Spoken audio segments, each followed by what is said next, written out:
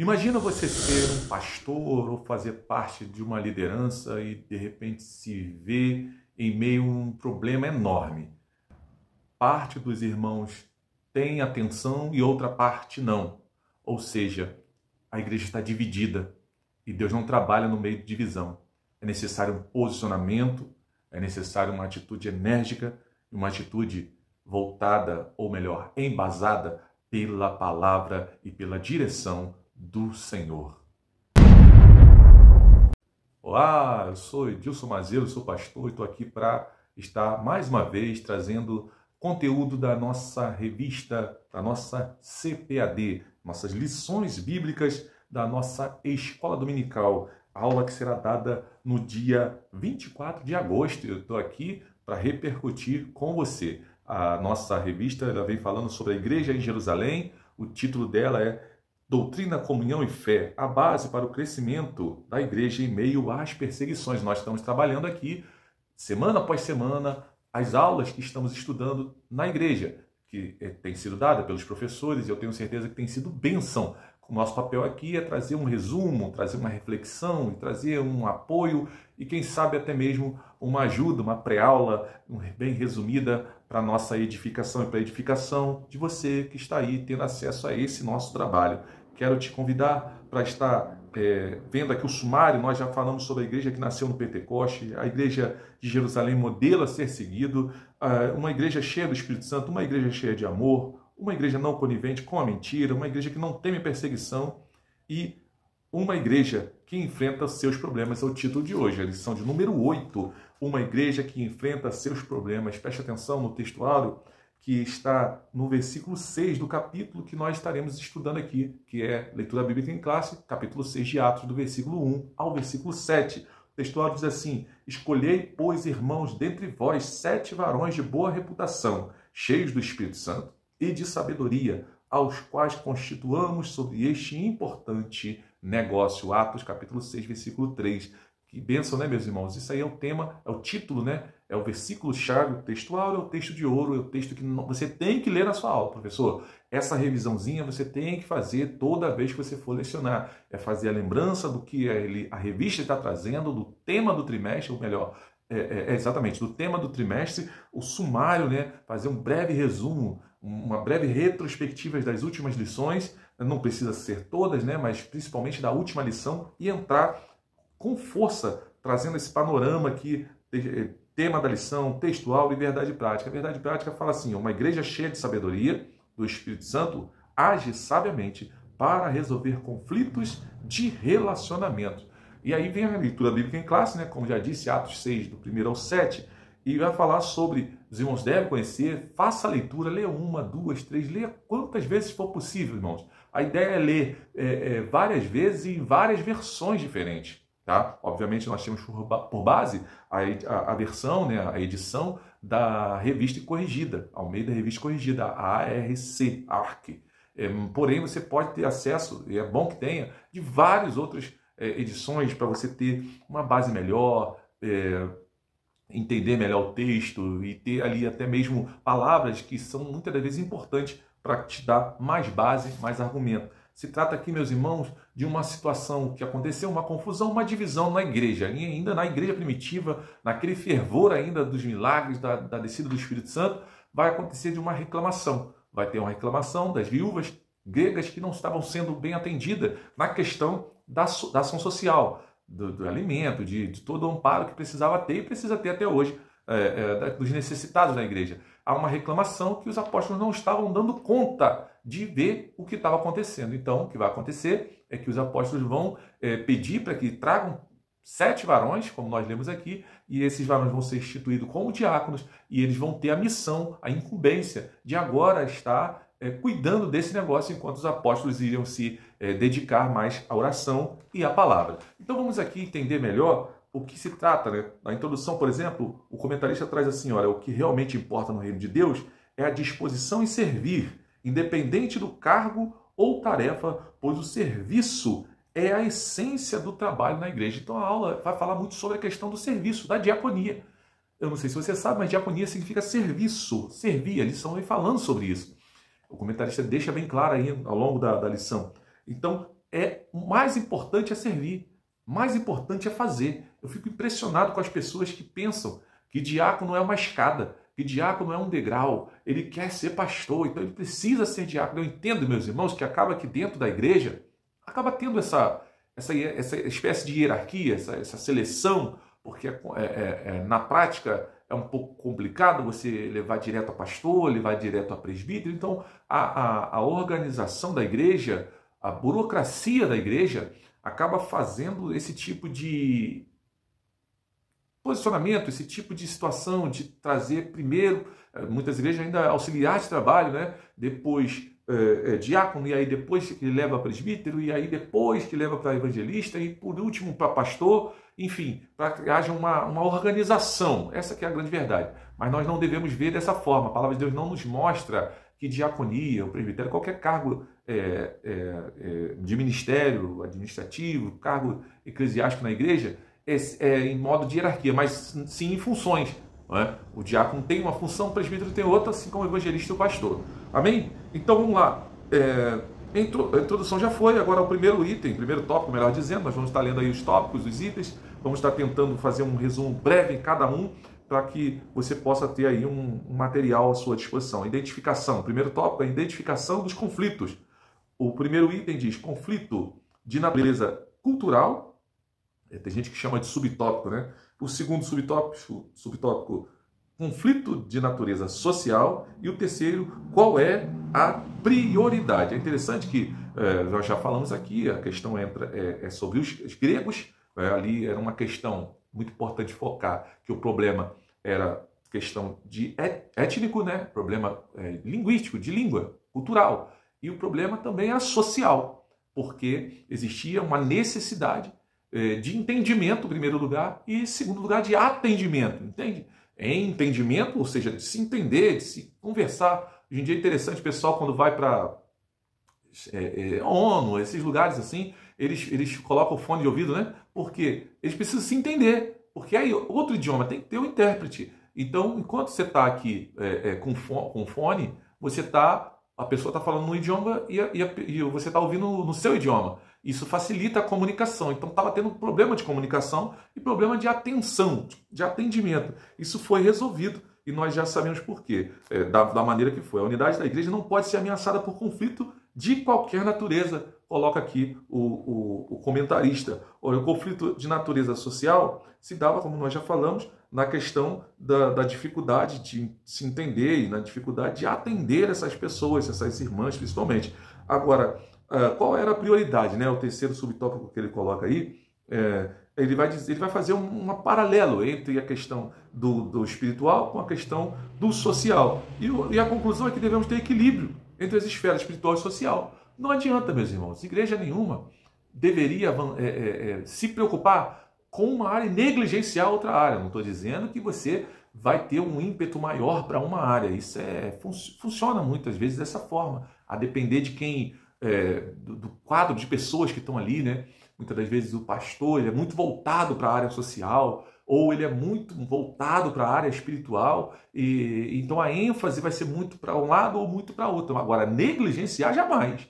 Negligenciar jamais. Nós devemos sempre estar atento a todas as necessidades da igreja e fazer a nossa parte, né? Obviamente, a questão espiritual, do estudo da palavra, da oração, e também atendendo as pessoas para a glória do nome do Senhor. Então, meus irmãos, se isso tem sido útil para você, queria pedir para que você se inscreva no canal, se inscreva no nosso canal, nos ajuda nessa missão. Nós estamos numa batalha aí grande. Se Deus quiser, nós vamos chegar aos 500 inscritos aí, mas a luta é grande, eu preciso da sua ajuda, da sua cooperação. Então, se está sendo útil para a sua vida, se inscreva no canal, curta o vídeo e também, se puder, compartilha com outras pessoas que você sabe que possam se interessar por esse conteúdo, tá? E, podendo também, deixe seu comentário, que isso é muito importante para o nosso canal, é importante para que esse vídeo tenha uma veiculação maior, um alcance maior e o canal venha crescer para a glória do nome do Senhor. O segundo tópico aí, delegação de tarefas. E aí a gente entende que havia toda essa preocupação, né? O Ministério da Oração e da Palavra ficou com os apóstolos e, olha só, o comentarista coloca aqui, ó, cuidar dos necessitados é importante. Igualmente importante é a oração e a evangelização. Óbvio, A gente não pode ter diferença ou tender para um lado só e para o outro não. É igualmente importante. Tudo faz parte de uma única missão da igreja. A igreja tem a dupla missão. A missão daqui de cuidar dos nossos e a missão, a missão de cuidar dos nossos interesses aqui nessa terra e dos interesses nossos na vida eterna. Então, a oração e a palavra é o espiritual, para que nós venhamos crescer e nos preparar para a volta do Senhor, e a questão do social é nos preparando aqui, né, vivendo aqui na terra, tendo, como diz Paulo, né, paz com todos, enfim, fazendo a nossa parte, como o apóstolo Pedro fala, né, vivendo em santidade, vivendo em serviço, vivendo, ajudando, amando uns aos outros. O apóstolo Pedro ele diz assim, amando entranhavelmente uns aos outros. É dessa forma que nós temos que viver. Então, se você ama, tem que cuidar das pessoas. Então, tudo faz parte de uma única missão da igreja, o que eles denominaram de importante negócio. Isso está mais para destaque que a função do que o ofício, ou seja, do cargo, do título. Entende? Ele, na verdade, tudo isso aqui, essa questão de chamar de um negócio importante, eles estão aqui dando a devida importância, né? Mostrando da importância que é atender as pessoas, cuidar das pessoas e também tomando cuidado de mostrar que eles estão passando parte da responsabilidade deles para outras pessoas. Entenda bem isso é muito interessante. Você vai entender isso melhor ao longo desse vídeo. O que acontece é que toda a responsabilidade é do líder, toda a responsabilidade de uma igreja, trazendo para os nossos dias, toda a responsabilidade da igreja é do pastor. Tudo que acontece na igreja é responsabilidade do pastor. Mas o pastor é um ser humano. E, obviamente, ele não consegue dar conta de todas as demandas. Fisicamente é impossível. Então, o que o pastor faz? Ele abre mão de parte do seu ofício, ou melhor dizendo, ele compartilha parte do seu ofício para outras pessoas, que são, obviamente, os evangelistas, os presbíteros, outros pastores também, auxiliares, diáconos, enfim. Ele distribui essa responsabilidade, líderes de departamentos. Ele compartilha, ele compartimenta, ele divide, ele faz o que Jetro, né, sogro de Moisés, aconselha para Moisés fazer, é o que o pastor tem que fazer. Ele vai dividir, distribuir as responsabilidades para que tudo funcione bem. Mas essas responsabilidades são responsabilidades pastorais também. Então, tanto que vai ver a qualificação dos homens, a gente vai entrar aqui agora no terceiro tópico, né? A qualificação é muito importante. Quando você vai para Timóteo, Paulo falando para Timóteo, ele vai falar da qualificação dos pastores, dos bispos, né? Dos líderes da igreja, e depois vai falar das responsabilidades também dos diáconos. E você vê que a lista é praticamente a mesma, é muito parecida. Porque o que exige de um vai exigir do outro também, obviamente. Não vai exigir do diácono presidir, dirigir, administrar. Mas as qualidades morais, as qualidades espirituais são as mesmas, ok? Então vamos lá. Ministério da oração, terceiro tópico aqui já, nós estamos já no terceiro tópico, e eu te peço para que você nos ajude aí, mais uma vez, nos ajuda se inscrevendo, compartilhando, curtindo e comentando nesse vídeo, ó. Privilegiando o caráter, né? Seguindo os princípios cristãos, é o terceiro tópico. Primeiro subtópico, privilegiando o caráter. Olha, aí a gente volta para o textuário. Escolhei, pois, irmãos, dentre vós 7 varões de boa reputação. Primeiro cristão, boa reputação. Segundo, cheios do Espírito Santo. E terceiro, e de sabedoria, os quais constituamos sobre este importante negócio. Então, não é qualquer pessoa, não é qualquer um, não é porque é bonito, não é porque é rico, não é porque é inteligente. Tem que ter qualificações. Essas qualificações estão na Bíblia. Então, meu querido pastor, meu querido líder de igreja, né? Porque hoje em dia tem pastor, tem bispo, tem, enfim, apóstolo, tem de tudo. Não é pela amizade, não é pela camaradagem, pela camaradagem, muito menos pelo valor da oferta ou do dízimo, tá? É pelo que a palavra de Deus nos orienta. Então está aqui. Os varões têm que ser de boa reputação, cheios do Espírito Santo, de sabedoria. Paulo vai dar mais exemplo, vai falar, não dá ao vinho, tem que se dar bem com a esposa. Ele vai dar mais qualificações, tá? Não tenha dúvida de que é muito importante o caráter. Caráter. Então olha aqui, ó, o caráter é muito importante. É muito importante. mas também, não apenas importante, não apenas o caráter é importante, mas também o cheio do Espírito Santo, o fervor do Espírito Santo. Olha o que o comentarista coloca, olha, era necessário que essas pessoas também fossem cheias do Espírito Santo e de sabedoria. Então, o ideal de Deus é que o cristão viva corretamente, exercitando os dons espirituais com sabedoria no exercício da diaconia. Então, o diácono precisa ser cheio do Espírito Santo também. E ser cheio do Espírito Santo, não estou falando que ele tem que rodar no poder necessariamente, marchar e falar balabalá, não. O cheio do Espírito Santo aqui é ter uma vida cheia de fé, uma vida avivada, uma vida plena com Deus, uma vida de serviço com alegria para a glória do nome do Senhor. Meus irmãos, a conclusão diz assim, eu anotei uma parte da conclusão, quero que você medite nesse texto aqui. Ó, a igreja que cuida da alma também deve cuidar do corpo. Deus não é glorificado na desgraça de ninguém. Se há um necessitado em nosso meio, devemos considerar os princípios bíblicos ensinados nessa passagem das Escrituras para alcançá-lo. Assim, a igreja cresce como igreja de Deus e o Senhor é glorificado. Que possamos ter atenção a esse importante negócio, porque importante é, e precisamos entender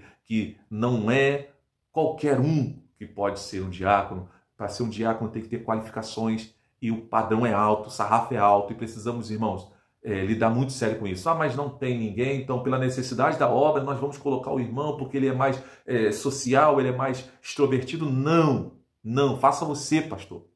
O Senhor faça segundo as suas forças. Se não der para fazer, então procura pessoas qualificadas para fazer, entende?